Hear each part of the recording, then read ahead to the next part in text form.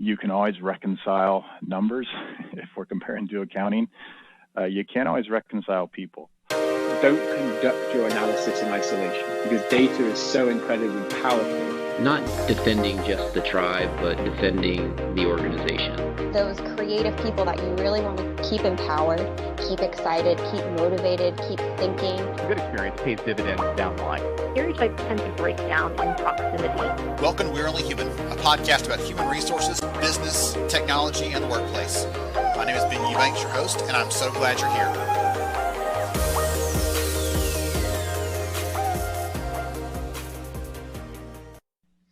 Hey everyone, Ben Eubanks here, host of We're Only Human, and I'm so glad to have you in the conversation.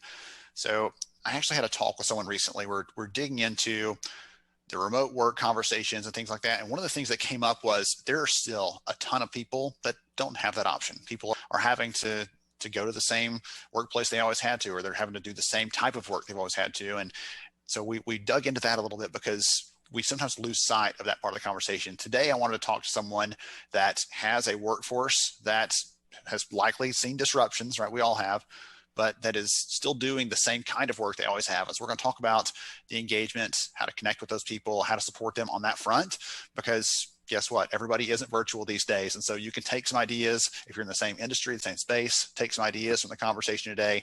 If you're in a different industry, guess what? Some of these things will still filter across. You could pull some ideas and nuggets from this discussion and think about how they apply for your own company. So today I'm so excited to be joined by Jeremy Stickling. He's the Chief Administrative Officer at Nussbaum. And we're going to dive into some of these things. Jeremy, welcome. Yes, thanks for having me, Ben. I appreciate the opportunity. Yes, sir. So before we dive into the conversation, why don't you take a minute, tell us who you are and what you do? Yeah, I work at, as you mentioned, Nussbaum Transportation. We're a trucking company. In the industry, we call it asset-based. That means it's our own trucks, our own drivers. We aren't just organizing freight and hiring other trucking companies. It's our people, our equipment. I've been at Nussbaum since, got to think a little bit, 2007. Which that's the extent of my professional working career. Nussbaum is the best place and worst place I've worked altogether. It's my experience. And had a fun journey. Started in accounting, actually. Switched to HR in 2011. We had a Nussbaum legend retire in 2013, who was our VP of HR, and took that role. And here we are, 9 years into an HR profession and loving it most days.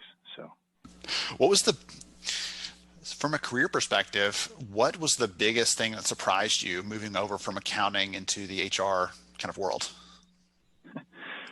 The line I like to use, you can always reconcile numbers if we're comparing to accounting. You can't always reconcile people.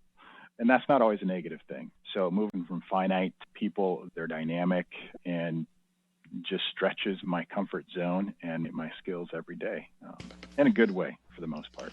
I love that. Think about my older brother is an accountant, actually like a forensic accountant. And so I can't imagine him making that transition because he loves the numbers and things so much, but I would imagine he'd say some of the same kinds of things there. It takes a different kind of tone when things aren't where you put them when you come back to find them. They're like when your kids get old enough to start moving around on you, you're like, gosh, I put them right here and they're not here anymore.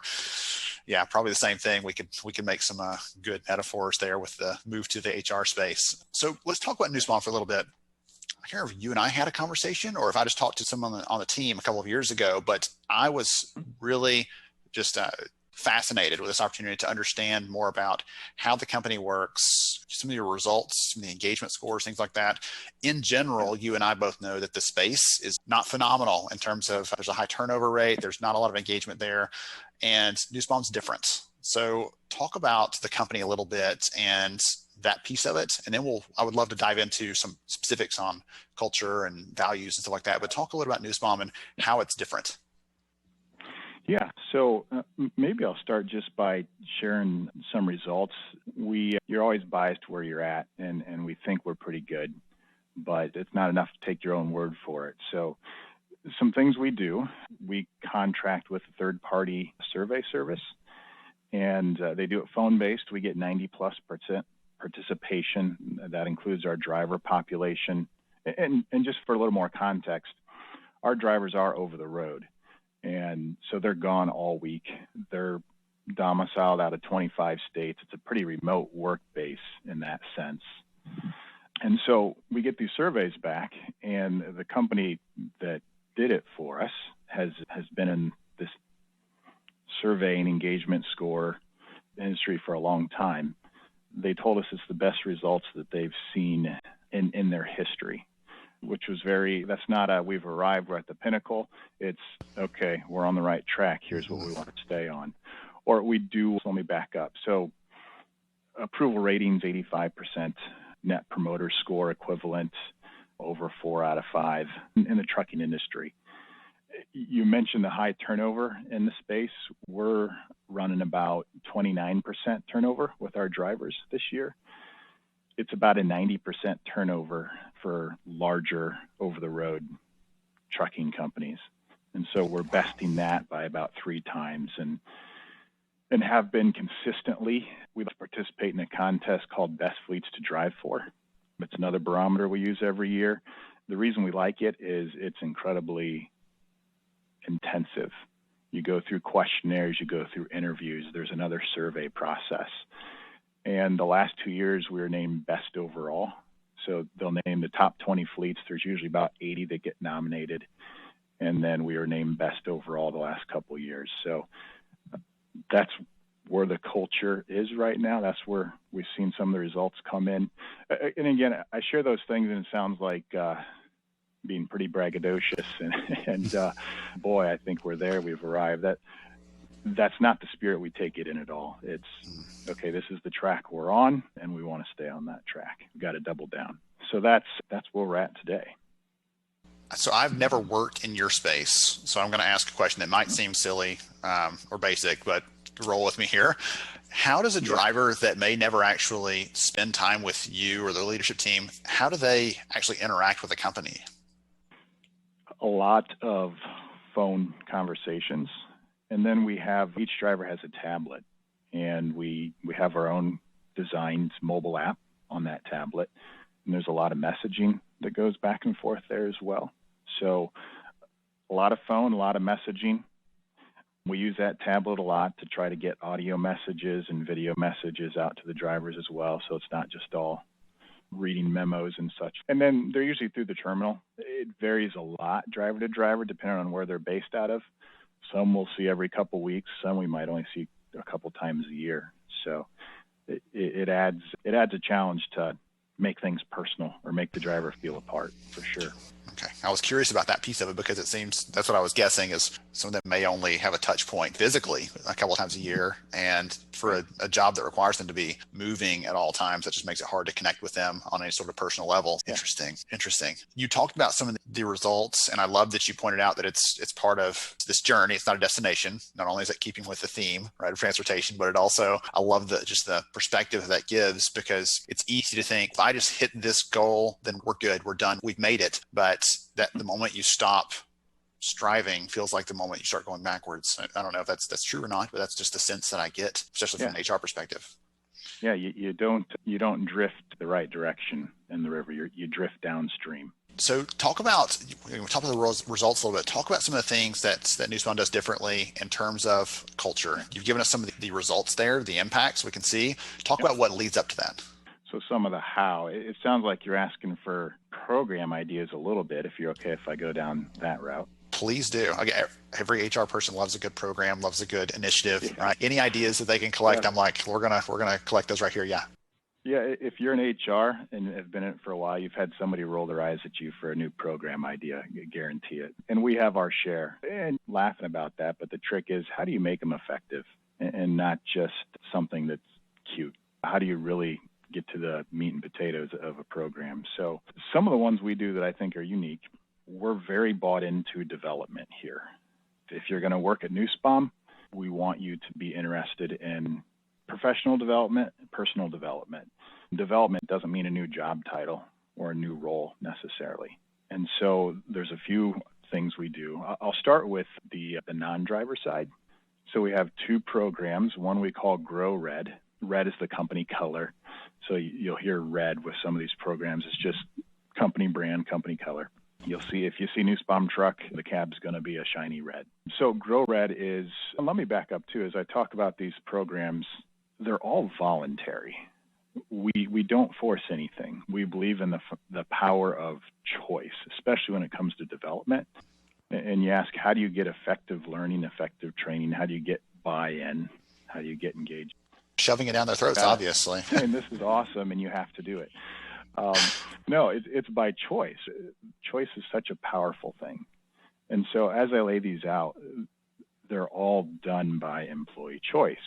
So Grow Red is a mix of in-person learning sessions that we host. There's a couple of us that are certified trainers with, you've maybe heard of Vital Smarts, Crucial Conversations is a common one, but we might hold an off-site class over a couple days that folks can enroll in voluntarily, or they can do online training. There are other things going to be mixing in. If you're the type who reads books, pick a good business book, get it approved by your manager, read it, and then, not to make it sound like a book report, but have a debriefing after the fact. And you can do these personal development things voluntarily. Anybody can do them. And you get points that can be redeemed in the company store. You get some company swag, and there's fun stuff too, like gift cards to different places. So there's the Grow Red piece. There's something we have called Lead Red that is just the elevator version. It's more in depth, and it's for those who sometimes are formally in leadership roles here, and sometimes are maybe scoping that way, even if they don't have direct reports yet. It's an invite one. You have to agree. We don't force you to do it. But those who are going to be managers have been going through it. And it's just not leaving, how do I work with people? How do I think? It's not leaving that to chance. It's making sure we get them the resources. And then the last one I'll hit on is Cert Red, Certified Red. I used to say in shorthand Cert Red, but that's for the drivers.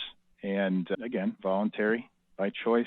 They enroll in online learning, phone counseling learning, video. There's hands-on sessions where we do get them here in person. You ask how we get that personal touch.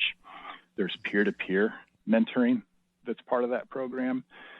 And so just those three, Cert Red, Grow Red, Lead Red, that's been a big part of our success, I think, the last 3 years. Really has helped the engagement side. I'm rambling a little bit. I'll maybe pause there, Ben, and see if you have any takes or questions before I rumble on to the next program. The thing that I thought the first thing that popped in my head when you said that is, when you think of development, I don't think personally of drivers as a suitable audience for that, because they're on the road, or they're doing a job that doesn't lend itself to to learning. But there are still times, there are downtimes, there are opportunities to plug in. Like, they have those moments where they can do that. And if not that, it's Netflix or whatever else. And it's a chance to make them more valuable, to show them you're investing in them. It's a time to show them that you care about what they're, not just who they are, but what they can be. And I think that's really a powerful statement to make. Yeah, absolutely. And when somebody graduates, and we frame it that way, what started the driver-facing Certified Red piece was, if you're a driver, your career ladder ends at the steering wheel. And that's the perception in the industry. There's no more growth once you get your CDL. And if you think of all the other hands-on, if you think of a plumber, electrician, or a welder, they often go to a technical college and get certifications. And that doesn't exist for the trucking industry, and it's not fair, because it's a very skilled labor job in our opinion. And how do we capture that? If you're an elite professional and going through the extra reps, how do we celebrate that in a formal way? We have a ceremony when they reach a graduation level that's presented by our CEO. And those types of touches really help us make a splash with it. Well, that is really neat. An incredible idea.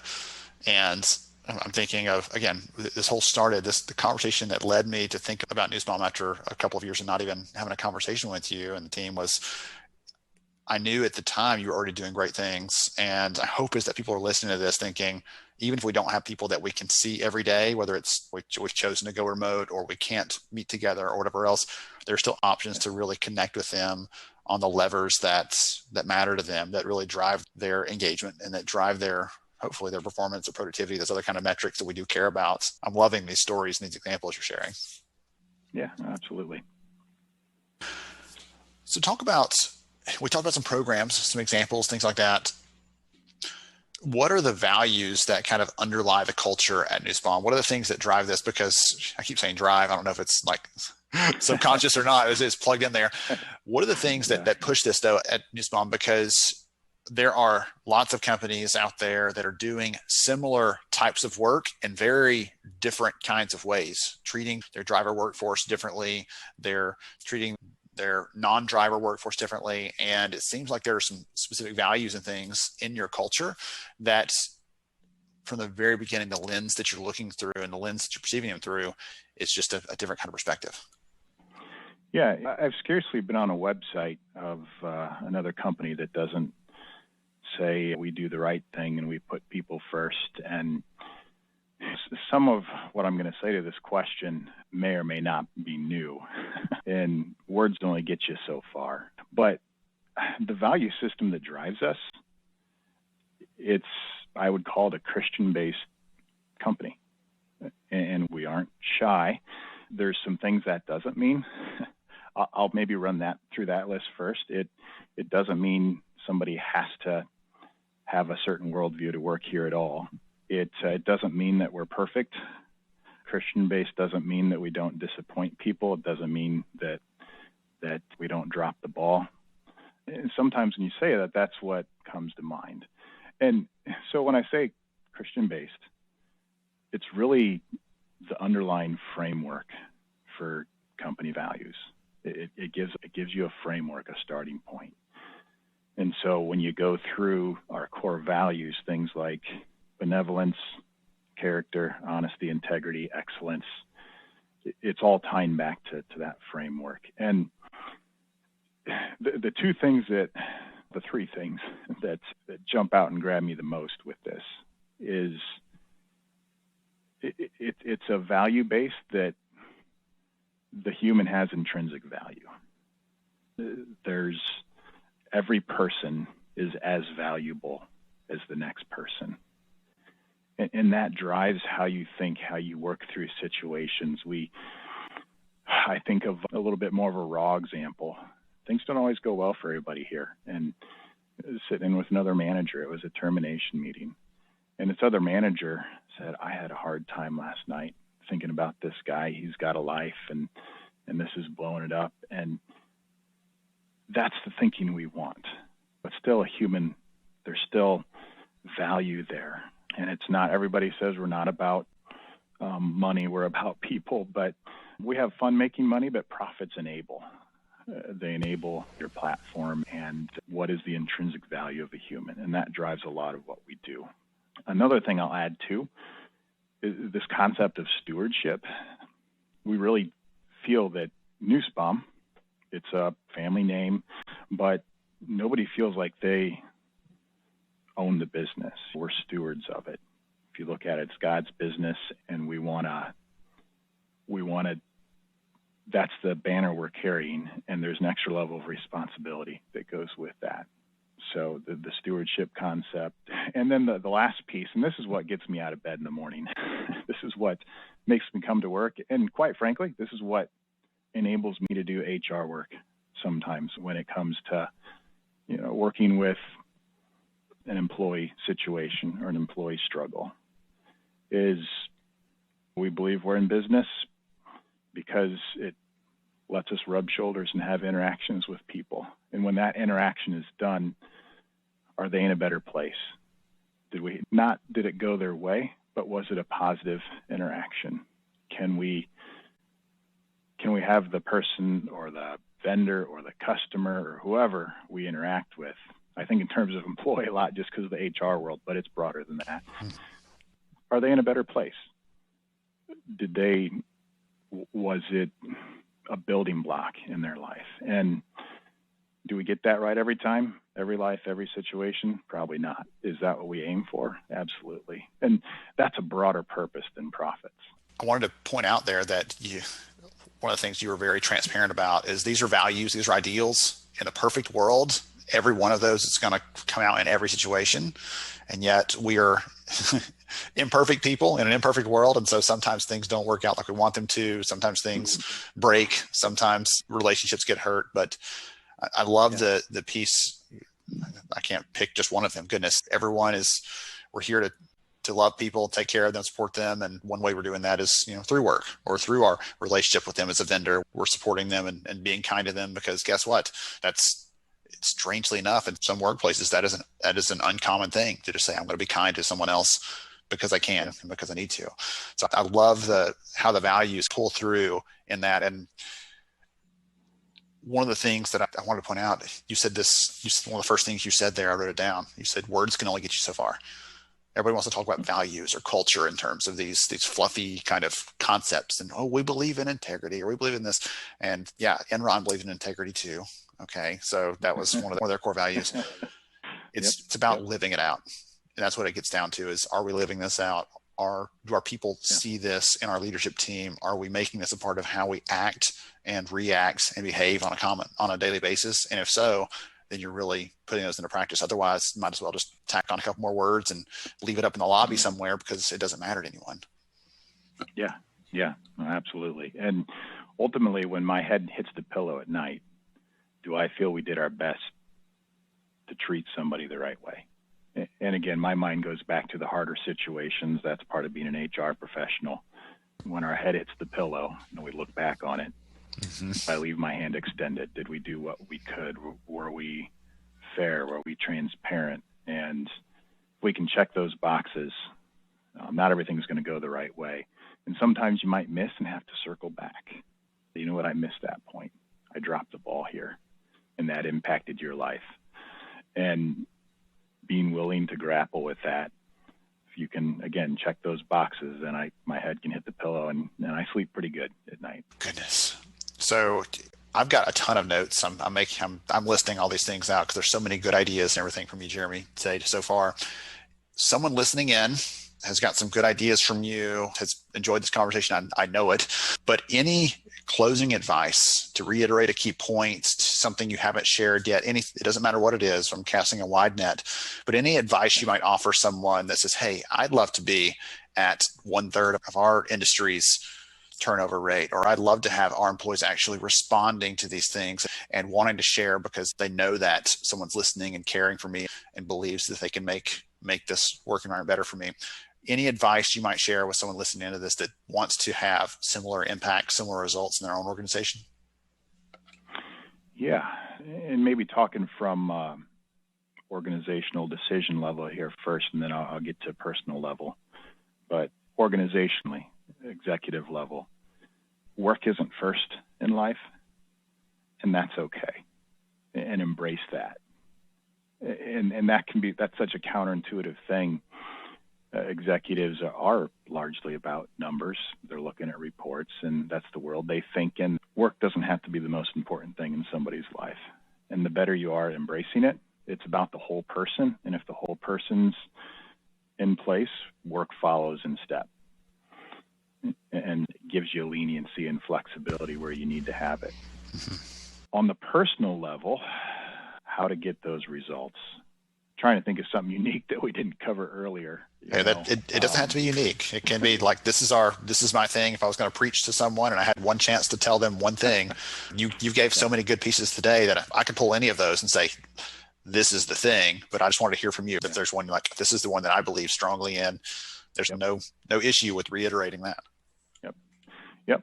Individually, if you want to be effective, love the person that you're working with. If we're in the employee context, and that says really easy, but apply that to a frustrating situation, or maybe it's an employee who isn't responding or has the wrong attitude or doesn't respect you.